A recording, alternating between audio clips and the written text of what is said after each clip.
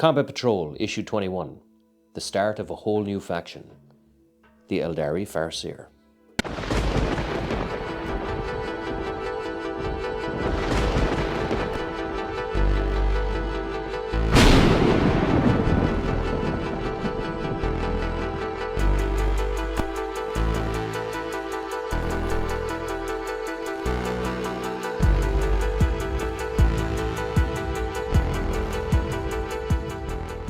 Hello and welcome to The Lucky Roll, an eclectic channel for eclectic games, and today we're going to be doing issue 21 of Hachette Collection's 40k Combat Patrol. Now issue 21 comes with a brand new faction known as the Aeldari, and it comes in particular with the Aeldari Farseer. So these would guys be the Space Elves, and the Farseer would be one of their leaders. Now I haven't painted and assembled there, and we'll have a look at them in a bit, but the issue itself is fairly straightforward.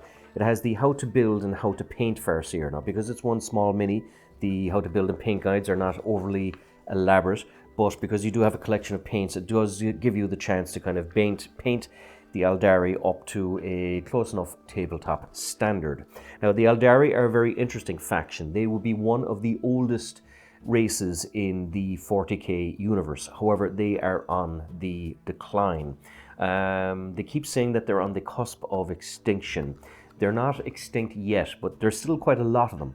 But what remains of them live on what are called craft worlds, which are essentially just ships that float through space that house entire civilizations. Some of them do live outside of the craft worlds in things called the webway, which would be kind of like, say, tunnels between two different parts of real space. But the Aeldari are not what they were.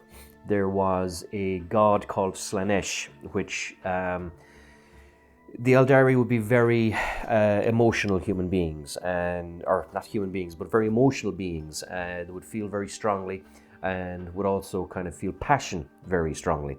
And these passions led to decadence, and this decadence led to the birth of a chaos god called Slaanesh, or as the Aeldari would call him, She Who Thirsts. So it's called She Who Thirsts because every time an Aeldari dies, She Who Thirsts tries to steal one of their souls to feed itself. So they have quite a nasty little arrangement going on with with that particular chaos god. Now they have something called soul stones that they wear to try and stop their souls going to it, but nevertheless they are in trouble. Because they're in trouble, they're very adept, they're very fast, they're very kind of skilled fighters. Their technology is very advanced, but they don't have the numbers to go toe-to-toe with factions like the Imperium or the Orcs. So they would do an awful lot of deception, a lot of hit-and-run tactics, a lot of maneuver, because they don't want to waste lives and soldiers needlessly. It also has an interesting story here on the Immaterium. Now, the Immaterium is interesting. It's kind of like a parallel dimension running across, or running in tangent with the normal real dimension. In the Immaterium, chaos is energy, and energy is kind of emotions. It's kind of psychic energy, a whole lot of kind of scary, crazy stuff. The Aeldari can draw energy from it to use some of their their magics and their spells. However, it's also a shortcut between different parts of real space. So if the Imperium wanted to go from point A to point B, they could cross into the Immaterium briefly to shave a couple of 100,000 million light years off the actual journey. But to do that is actually quite dangerous, and you're not guaranteed to make it out the other side. The Immaterium also hosts the Chaos Space Marines who took refuge within it. So as you can see here, the Tides of Madness, this is where the Imperium would send its ships into the fleet. But it's not only a case of that dimension is warped, time is also warped. So it's not been unheard of for ships to enter the warp and come out decades later, or even to come out decades before they actually left. Things are quite weird in that. There's something called the Voice in the Wilderness, which is the astropath choir. So because time has no real meaning, and because it's so hard to kind of carry messages from one to the other, they use the psychic abilities of astropaths to communicate with ships, and for ships to also find their way out of the Immaterium. But it is, of course, very hazardous because all sorts of nasty things live inside, such as the majority of the Chaos Gods.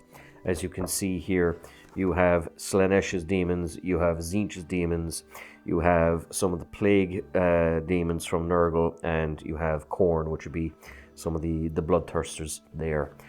You have a story about the Aeldari called Mind War, and you have here, of course, the stats and the Farseer, which, of course, gives you a name and a kind of a background for this particular Farseer if you want to roll on it.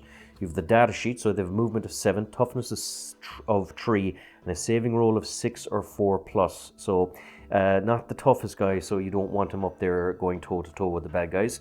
You also have a new scenario called Behind Enemy Lines, and you also have a new playmat. So this is a good issue to get, which basically allows you to kind of use your Aeldari in action for the first time, trying to battle with a couple of Tyranids. So an interesting issue. We'll just have a quick look at the actual battle mat. So one side is just essentially this pattern, just an alien world, you know, a nice new thing to kind of paint and work on.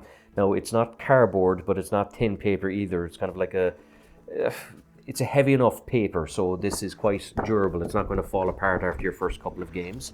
And of course you have the other side, which again is just, you know, nice new terrain. So this is a nice issue to get going, and something of course that will be useful for your upcoming combat patrols. Now the Aeldari model itself is, I have to say, I enjoyed making it. I had only ever painted one Aeldari before, which was for the Blackstone Fortress game. And I kind of just did a kind of a quick job on it because I wanted the minis painted so I could play with them. But I took my time with this guy, and I have to say I enjoyed it. It's not a color scape I normally work with. I tend to be allergic to white, but what I did is I just took the shoulder pads and the helmet and spray painted that white and just kind of added little touches to it. Whereas the rest of the body I just kind of painted in the usual undercoat of black and used a Mephiston red along with Evil Sun Scarlet to give it a little bit of highlights. And I found myself actually quite enjoying painting this little Aeldari Farseer. Now, the next couple of issues will come with a section of Aeldari warriors with which to work with, so I may or may not enjoy that, but I have to say, as a painting exercise, and for my very first Aeldari Farseer, I quite enjoyed it. A nice, simple little model. I had a lovely little evening painting and getting them together, and yeah, I have to say now, not something I would have gone out and bought, but now that I have one, I'm not sorry to have one. So that, ladies and gentlemen, is all I have to say about issue 21 of Hachette Collection's Combat Patrol. As always, if you enjoyed these videos, please like, subscribe, all that good YouTube stuff. And until next time, this is Sean from The Lucky Roll, signing off.